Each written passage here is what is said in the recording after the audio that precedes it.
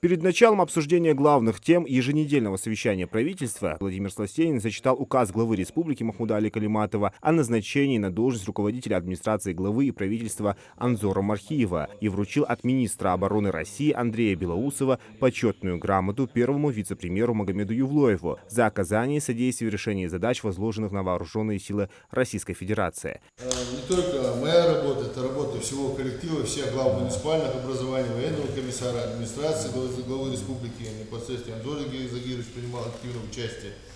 Также мои коллеги, вице-премьеры, Руслан Буйзитович. Хочу сказать всем спасибо, это наша общая награда. Далай Табах Валик Шамалин.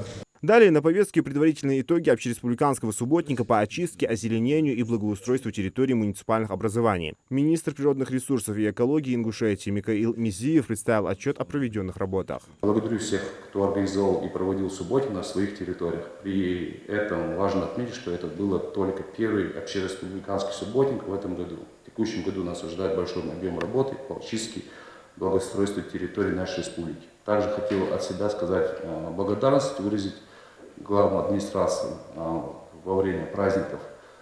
Они работали очень хорошо. Я знаю, что порядка 100 машин мусора было вывезено.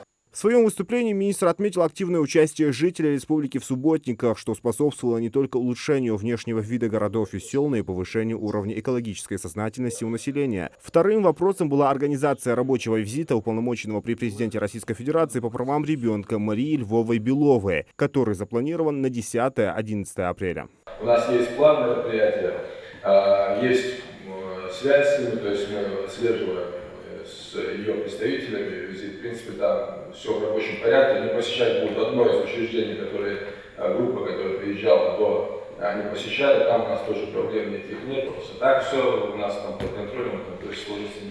Также участники совещания обсудили реализацию региональных составляющих национальных проектов и федеральных программ. Контракты на 7 апреля подписаны на 1 миллиард 301 миллион. Это 30,6% от общего объема средств на текущий год. Кассовое исполнение составляет 598 миллионов 311 тысяч. Это порядка 14% от средств 2025 года.